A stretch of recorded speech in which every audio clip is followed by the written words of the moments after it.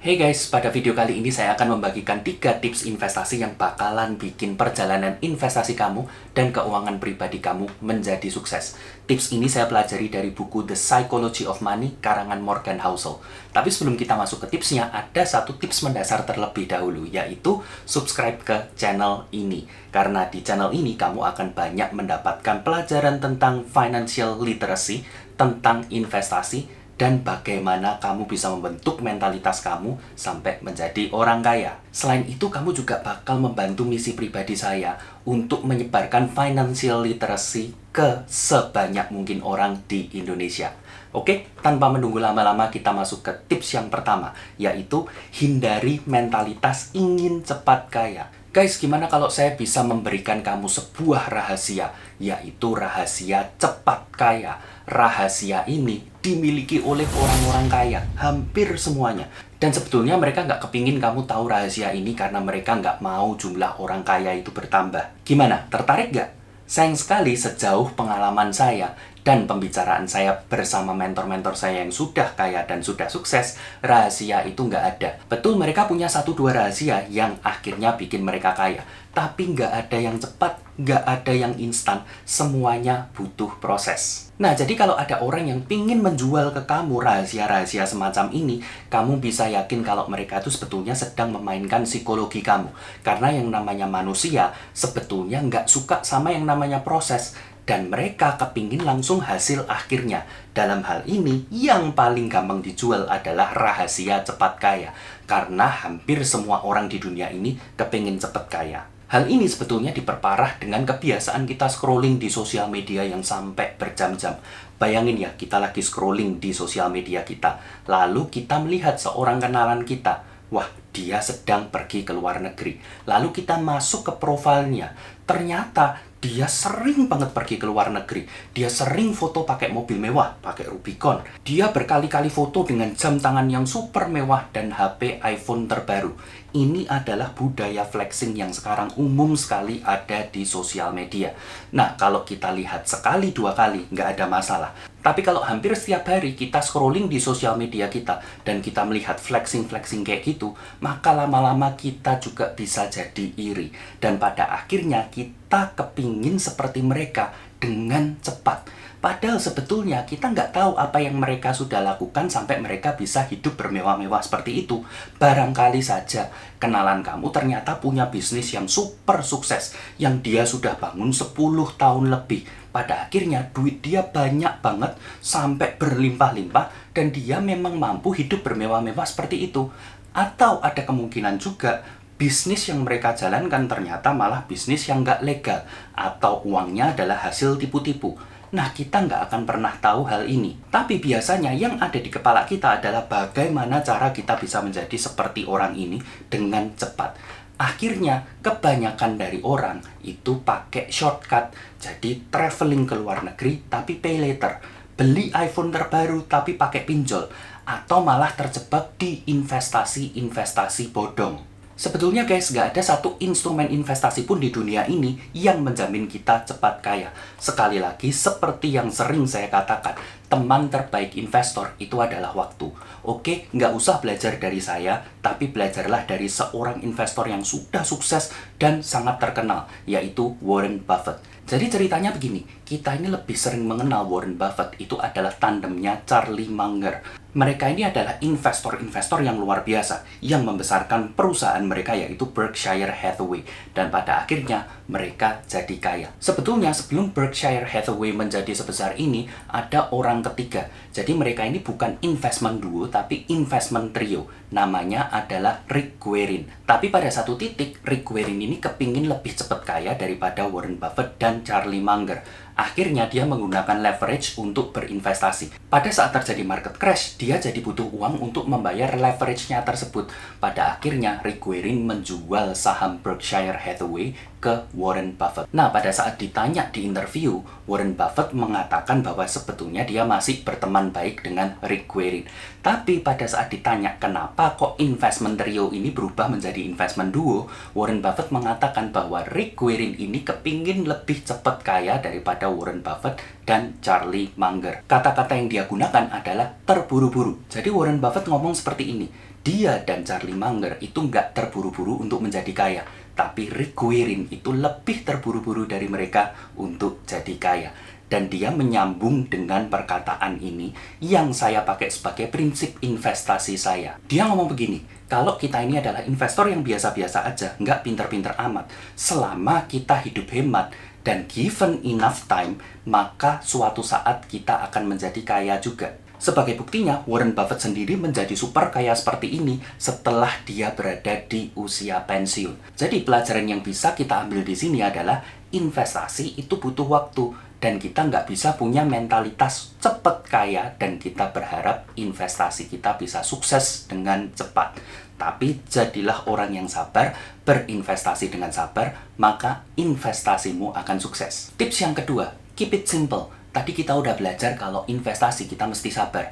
Nah, ini bukan 1 tahun, 2 tahun, tapi 20-30 tahun, 40 tahun, 50 tahun, dan seterusnya. Nah, kalau saya pilih metode investasi yang sangat kompleks, saya nggak yakin saya bisa bertahan selama 20-30 tahun lebih.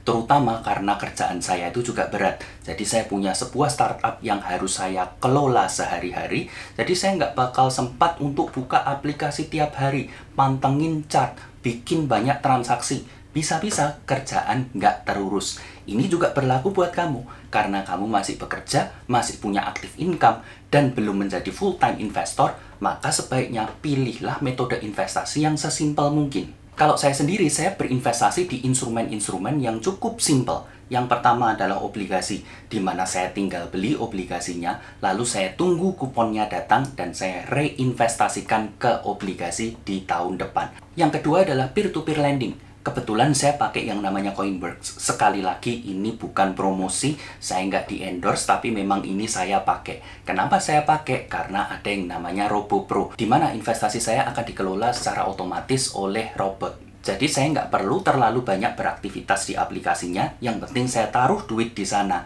dan Coinworks yang akan memberikan return pada saya. Nah, saya juga berinvestasi di instrumen yang cukup kompleks, yaitu saham. Tapi saya tidak memilih metode-metode yang kompleks. Jadi saya nggak trading, saya bukan day trader, saya bukan swing trader. Tapi saya adalah seorang value investor. Sebagai value investor, saya cuma peduli pada 2 hal. Apakah saham perusahaan yang saya beli ini harganya murah? Dan yang kedua, apakah perusahaannya bagus dan punya competitive advantage yang kuat? Nah, setelah saya menemukan perusahaan-perusahaan tersebut, saya berinvestasi di sana dan saya tutup aplikasinya. Saya jarang sekali buka aplikasinya. Karena dalam pikiran saya begini, selama fundamental perusahaan tersebut nggak berubah, jadi dia tetap cuan, dia tetap punya competitive advantage, maka saya akan hold investasi saya di sana. Saya hanya akan menjual kalau ada tanda-tanda fundamentalnya berubah. Maka yang saya pedulikan hanya ada 2. Yang pertama, laporan keuangannya yang terbit setiap quarter, jadi setiap 3 bulan. Yang kedua adalah materi-materi keterbukaan informasi yang bisa saya baca. Jadi ini nggak menyita banyak waktu saya. Dan menurut saya, selama kita sudah bisa menemukan perusahaannya, ini cukup simple untuk dijalankan. Jadi saya cukup yakin saya bisa bertahan untuk investasi di instrumen-instrumen ini dalam 20-30 tahun ke depan. Yang penting saya masih bisa berpikir, saya masih bisa buat keputusan, maka saya pasti masih bisa berinvestasi di instrumen-instrumen tersebut. Tips yang ketiga, ketahuilah kapan kamu merasa cukup. Kalau seseorang ini nggak ngerti kapan dia punya cukup duit, ini malah bisa bikin masalah buat dia. Betul, sebagai manusia, kita mesti bekerja untuk mendapatkan active income. Karena kita harus mencukupi kebutuhan kita juga harus mencukupi kebutuhan keluarga kita. Tapi kalau kita nggak tahu kapan kita harus berhenti mengejar uang, ini jadi berbahaya. Sebetulnya kapan sih kita harus berhenti mengejar uang? Pada saat tujuan finansial kita terpenuhi. Kapan tujuan finansial kita terpenuhi? Setiap orang itu punya tujuan finansial yang berbeda. Jadi saya nggak bisa menjawab hal ini. Sebagai contoh seperti ini, si A adalah seseorang yang kepingin punya kehidupan sederhana. Yang penting dia punya rumah dan punya mobil yang sederhana, dia punya anak 1-2 cukup, dan dia kepingin meninggalkan warisan untuk anak-anaknya.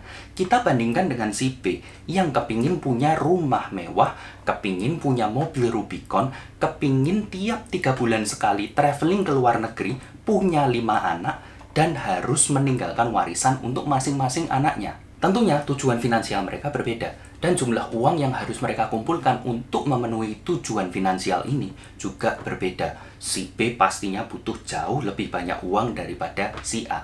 Tapi minimal begini, kalau kita udah tahu tujuan finansial kita jadi bisa planning kehidupan kita. Berapa aktif income yang harus kita hasilkan setiap bulannya, dan berapa persen dari aktif income itu kita investasikan sehingga aset kita berlipat ganda. Bahkan kita juga bisa memilih instrumen investasinya. Sebagai contoh, kalau kita punya duit 10 juta dan kita pingin dalam 40 tahun duit 10 juta ini jadi 1M, maka kita bisa pakai rumus time value of money untuk menghitung berapa persen nih instrumen yang kita investasikan harus menghasilkan buat kita. Maka instrumen yang harus kita pilih adalah instrumen yang minimal menghasilkan 12% per tahun. Nah, bagaimana kalau kita butuh lebih dari 1M? Atau kita nggak punya waktu 40 tahun untuk mencapai 1M itu? Nah, ada dua yang bisa kita lakukan. Kita menambah porsi investasi kita, atau kita cari instrumen lain yang rate of return-nya lebih tinggi dari 12%. Nah, pada saat kita sudah mencapai tujuan finansial kita, disitulah kita mesti berhenti untuk mengejar uang. Bekerja boleh, tapi kita bukan bekerja untuk mengejar uang lagi. Mungkin kita bekerja lebih untuk memenuhi passion kita. Ambil contoh si B tadi, kalau dia udah punya rumah mewah, dia sudah punya Rubicon, dia sudah bisa traveling ke luar negeri tiap 3 bulan, anaknya sudah 5, dan dia sudah punya aset yang cukup untuk diwariskan ke masing-masing anaknya. Di sini kalau si B masih mengejar uang, buat saya nggak make sense sama sekali. Karena dia udah punya semua. Lagian gini guys, kalau kita terus mengejar uang dalam hidup kita, maka pasti ada satu aspek yang kita korbankan. Biasanya di sini yang kita korbankan adalah waktu. Jadi kita spend waktu terlalu banyak untuk bekerja dan mengejar uang. Pada akhirnya, kita nggak bisa menikmati uang tersebut bersama orang-orang yang kita kasihi. Nah, kalau kita nggak bisa menikmati uang kita itu, maka percuma aja kita punya rumah mewah, kita punya mobil mewah, kita bisa traveling. Semua itu sia-sia, nggak ada gunanya sama sekali. Karena sebetulnya tujuan akhir kita adalah kebahagiaan, happiness. Maka kalau kita nggak bahagia, walaupun kita punya banyak uang, semuanya sia-sia. Maka ketahuilah tujuan finansialmu, jadi kamu tahu berapa duit yang harus kamu punyai, sampai kamu harus merasa cukup. Oke, sampai di sini dulu video ini. Mudah-mudahan video ini bisa membantu kamu dalam berinvestasi dan mengembangkan asetmu sampai berlipat-lipat. Kalau kamu suka video-video seperti ini, jangan lupa like, subscribe, dan nyalakan notifikasinya. Terima kasih, semoga sukses selalu.